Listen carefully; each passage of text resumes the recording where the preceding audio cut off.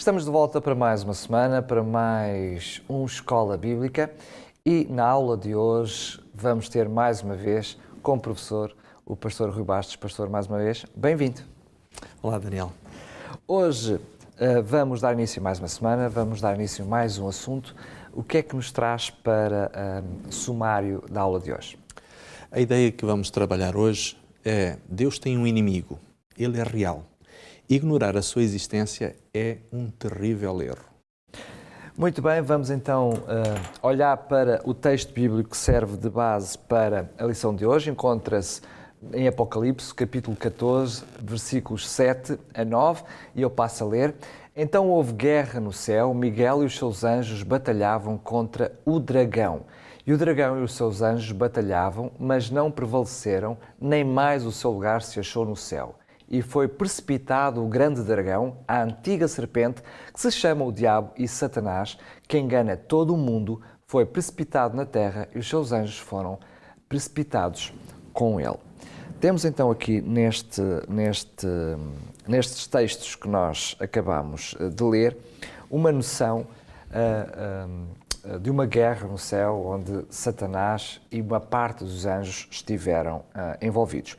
Posso dizer, pastor, que se o mundo ignora, o ser humano ignora a presença de Deus, a existência de Deus, isso é fatal para o ser humano, mas ignorar a existência de diabo e dos seus anjos não é menos perigoso.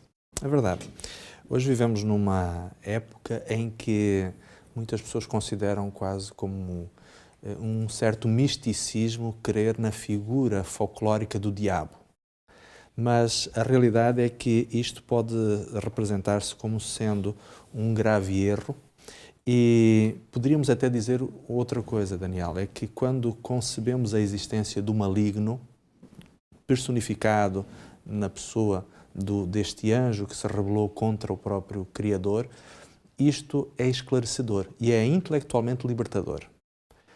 E nós vamos ver algumas ideias que nos ajudam justamente a perceber isto. Por exemplo, quando olhamos para o mundo como nós o conhecemos, a escalada de maldade, a perversidade do que existe neste planeta, muitas pessoas se perguntam, quando leem a Bíblia e veem nela descrita um ser de amor e de bondade, todo-poderoso, muitas vezes as pessoas se perguntam, mas como é que pode ser? Se Deus é todo-poderoso, Deus é amor e Deus é soberano no universo, por que é que existe o mal? Por que é que Deus simplesmente não reduz o mal e o aniquila? Muitas vezes até colocam como Deus sendo o autor desse mesmo mal. Não é? Precisamente. Portanto, quando nós concebemos a existência, intelectualmente a existência do maligno na pessoa de Satanás, então o conceito do grande conflito, o conflito entre o bem e o mal, fica explicado, ou seja, tem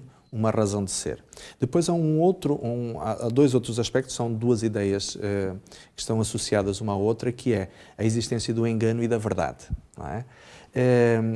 Nós encontramos na Bíblia Jesus afirmar que Satanás é o pai da mentira. Por outro lado, nós encontramos Jesus a dizer, como por exemplo em João 8,32, e conhecereis a verdade e a verdade vos libertará. Portanto, se existe um conflito entre o bem e o mal, entre a mentira e a verdade, ou entre o erro e a verdade, também existe este mesmo conflito.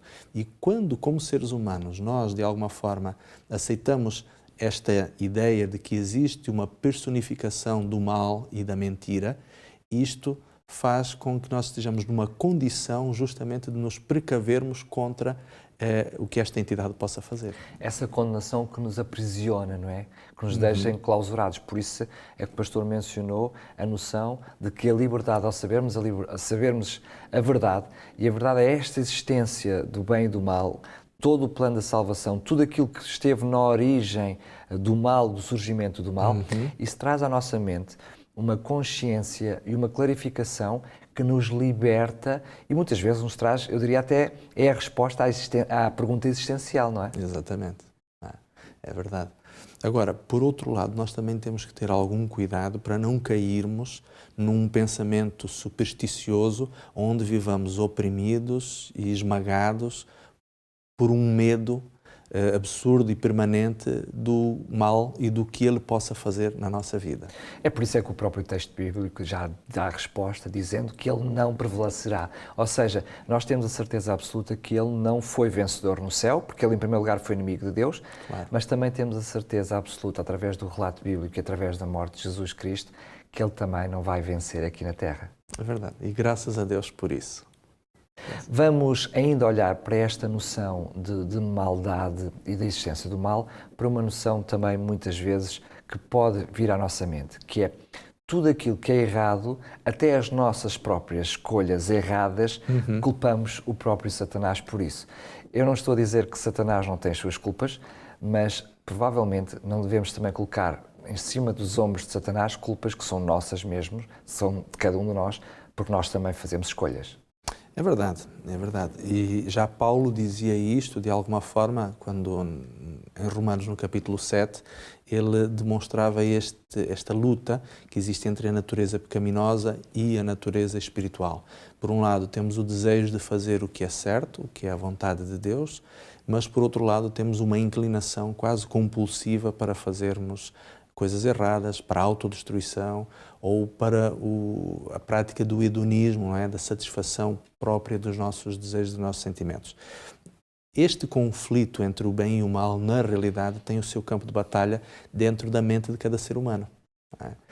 E é a consciência da existência destas duas forças em conflito que, de alguma forma, nos pode também ajudar a tomar uma posição clara nesta luta, nesta guerra cósmica em que o mundo está envolvido, mas em que cada um de nós, como um universo independente e individual, efetivamente está envolvido.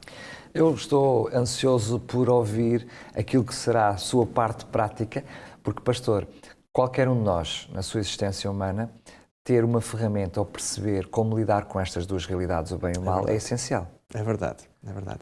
Bom, isto, em termos de recapitulação, nós poderíamos dizer o seguinte: há uma profecia bíblica que nos mostra que Deus haveria de assumir a responsabilidade pela salvação do ser humano. Nós encontramos isto em Gênesis, no capítulo 3, no verso 15, quando Deus faz a promessa de que o descendente da mulher esmagaria a cabeça da serpente. E nós encontramos efetivamente o cumprimento desta profecia na cruz do Calvário. Portanto, neste momento, desde a cruz, Jesus venceu definitivamente Satanás. O inimigo de Deus é alguém que está vencido.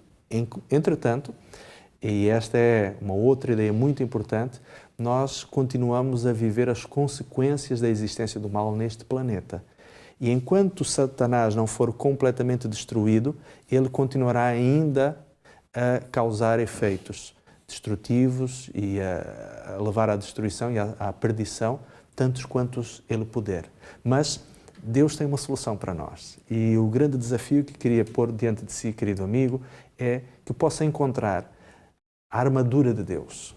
A Bíblia fala em Efésios, no capítulo 6, que Deus coloca ao nosso dispor uma série de elementos de proteção que nos poderão ajudar nesta luta nesta luta contra o mal. Por isso, o grande oferecimento que Deus lhe faz a si, querido amigo, é que possa usar esta armadura que Deus lhe disponibiliza.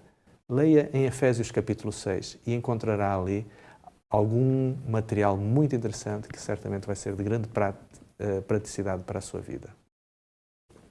Ao chegar ao final de mais uma escola bíblica, deixo o desafio para a aula de amanhã.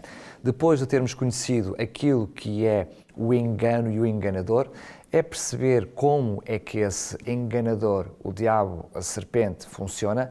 Quando sabemos como é que ele funciona, ficamos mais precavidos com a ajuda do Espírito Santo para não nos deixarmos enganar. Vamos ficar a saber sobre isso na aula de amanhã. Despeço-me, desejando-lhe que Deus possa estar na sua vida e lembrando que pode ouvir este programa na Rádio RCS e também ver em euptv.pt.